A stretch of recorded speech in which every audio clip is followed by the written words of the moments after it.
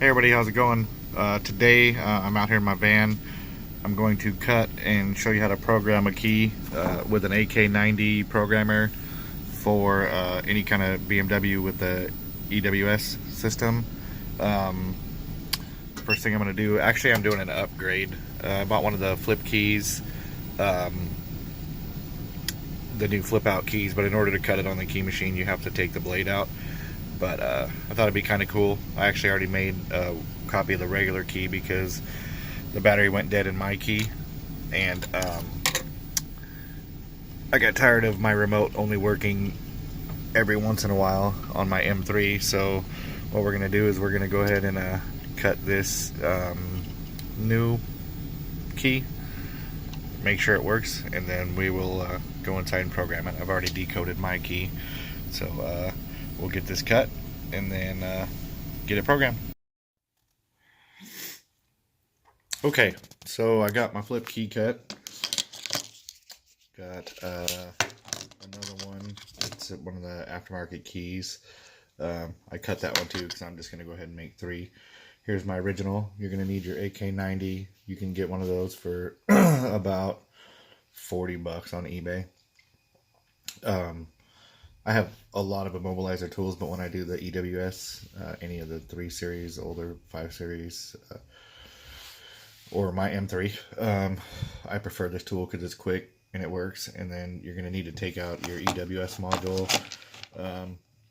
On the E series, it's drivers right above where your brake or clutch pedal will be on the left. I'm not going to go into that because there's plenty of videos showing you how to take it out. And then just open up the software. I have this running on Windows 7 64-bit. They say not to, but I've never had a problem with it. Just run it in XP compatibility mode. And then you should be able to, once you connect to it, go to key 1 and then read EWS. It should read my key for my car. There it is, my existing key, so I know the programmer's working.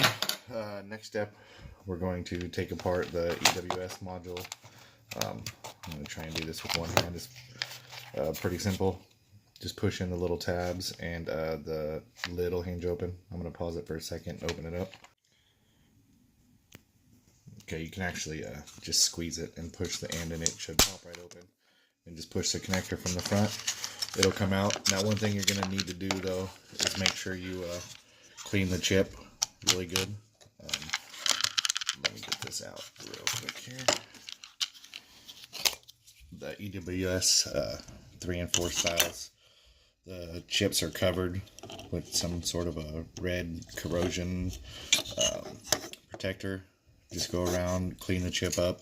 Otherwise, it's not going to read. I can guarantee you that much. I've done enough of them to where you know. So I'm going to clean it up real quick and then we'll get a read on it. Okay, so I think I got it pretty clean. Some of these cables come marked. This is actually my second AK90. That dot should correlate with the dot on the top of the chip. I don't know if you could see it there, but there's a dot on the top of the chip. If yours doesn't have a dot, if you look inside the chip connector, you're going to find an arrow. I don't know if you could see it. The arrow is going to go to the left, so it would be, the arrow would face this side of the chip. So I'm going to go ahead and plug this on. We're going to see if we can read it. Sometimes you have to hold down.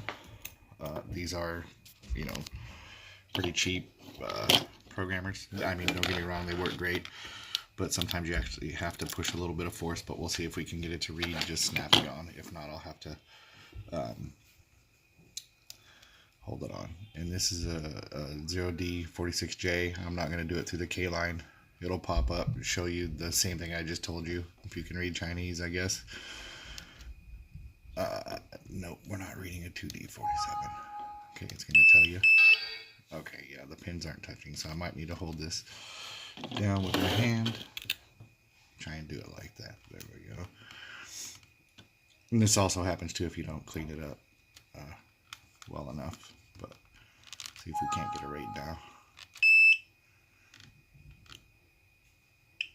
There it goes.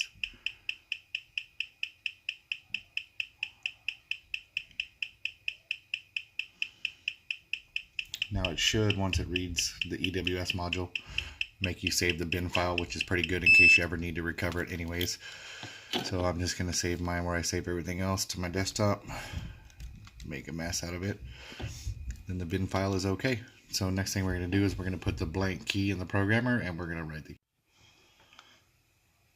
Okay, so I lied. The next thing we're going to do actually is hit analyze. I forgot the EWS, just because it's going to show you the information in your EWS and what keys are available.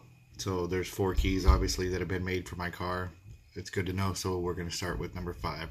So I'm going to exit out of that, and then we're going to put the new key, and then we're going to hit test key.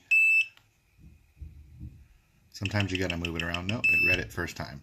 So it's telling me it's the right chip, EWS 3, EWS 4. It's saying it's number 86, which, okay, whatever. So next step, right key. Sorry. We're going to read the EWS one more time, or you can actually load the bin file. I'm getting ahead of myself here, so we're going to actually change this back. I just wanted to make sure the key, you don't always have to read the key if you know it's good, but now I'm going to hold down on this pin again and reread it. I could have just loaded the dump file, but I'd rather do a new read.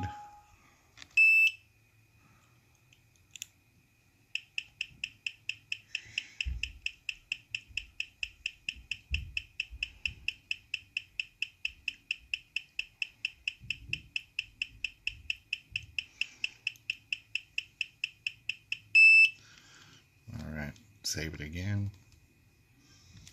Okay. Now what we're going to do is just write the key number 5, new. There's an adapter you can buy, and then you're going to use the PCF7. It's basically an aftermarket chip.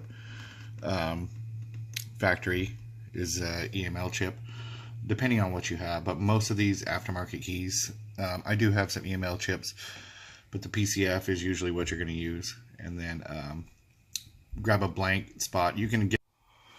Sorry about that. Had the kids coming in, running in the room. So what I was saying is, if your EWS module is full, somebody's already programmed 10 keys, you can go through the K line with a separate adapter and the AK90 and edit one of the slots that's already used. But most of the time that's rare. You don't always have a card that's had 10 keys made for it. So we're just going to hit right key now. And then we're going to go key number 5, new. I had to back out because the kids came in screaming, and then we're just going to write the key. Yes.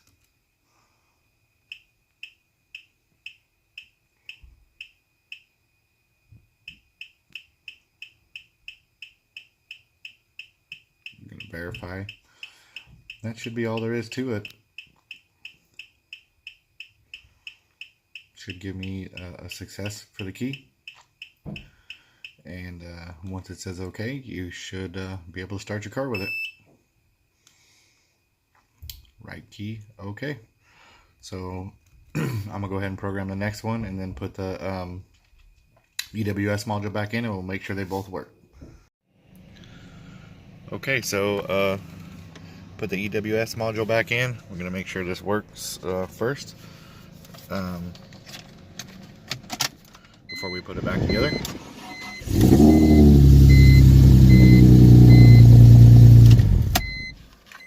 We'll try the other key I just made.